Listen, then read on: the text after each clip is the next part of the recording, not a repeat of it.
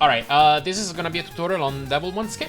So this is a very, very precise start throw into a precise jump onto the star. That will allow you to clip inside this block right here, which then allows you to jump up into the boss room, die, and then respawn on the checkpoint right before the boss. And this gives you almost the entirety of stage 1, which saves over 15 seconds. Now, there's multiple frame-perfect parts to this trick, so it's definitely pretty hard. It's doable enough to be able to attempt in runs, however, do expect to reset a lot of runs away to attempting this. There isn't really a risk of soft locking or dying to this trick, but you can fail it and be stuck for a while otherwise. So, the first step is you want to position yourself, Yumitaro. We want to position Yumitaro within a specific pixel, and it's this one. I look at Yumitaro's front foot, and I want it to be 1 pixel just in front of the diagonal line on the floor.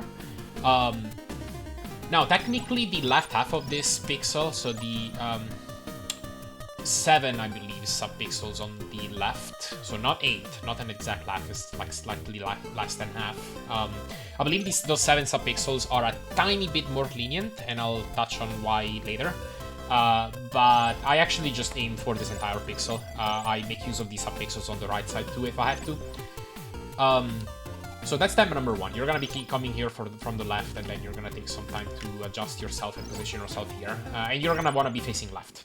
Now, the next step is you wanna do a full jump, and you wanna time a star within a frame-perfect window.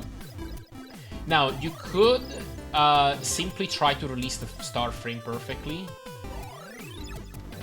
I believe the frame is a frame later than that. No, I think it's a frame earlier. I think it's a frame earlier.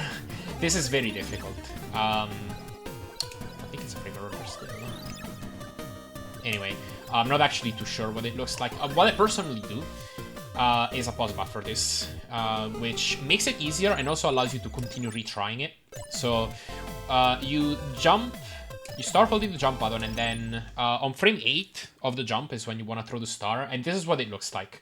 I look at Yumitaro's foot on the bottom, and I look at it in relation to the triangle in the background. When it looks like this is the perfect frame. If you miss it, simply release the jump button and continue to hold B, and then jump again. And continue jumping until you pause on this frame. Now, you can release B, and this will buffer a star shot, and this is your frame perfect star throw. Yeah, that's what the star looks like. Now, when you release B, you actually want to continue holding A, because if you release A, that actually affects the star trajectory, and as you can see, it will hit the ledge on the ledge above instead of hitting the platform at the bottom. So continue holding A, and you want to do a full jump, so you want to continue holding A for a while. So that's part number 1, frame perfect start throw, and make sure you're doing a full jump. Now, I think the trickiest part is what comes next. You will need to time a jump as soon as you land from this full jump. This is either a 2-frame window or a 1-frame window, and the key part is that the jump button has to be held for exactly 9 frames. So it's a frame perfect jump duration. I think this is the hardest part of the skip. And at the same time as you do that, you also want to hold right as the same time as you start holding jump. Now, same framing it will work, and same framing it will always give you a 2-frame window for the jump itself, except on the subpixel on the farthest right of this pixel. So there's 16 subpixels to a pixel, and the subpixel on the very right of this pixel will give you a frame perfect window if you're same framing it. If you hold right 1 frame before the jump button, it'll work too, but I believe on the 7 subpixels on the left, it will be a 2-frame window, and on every other pixel afterwards, it will be frame perfect. So, same framing it is best. It'll never work if you press jump before right. So, keep that in mind. Okay. If you do all of that right, so full jump, throw the star, when you land, start holding right and jump on the same frame, and release jump so that you have a jump duration of 9 frames. If you do all of that right, And you want to continue holding right after that. If you do all of that right, you are going to clip through this wall.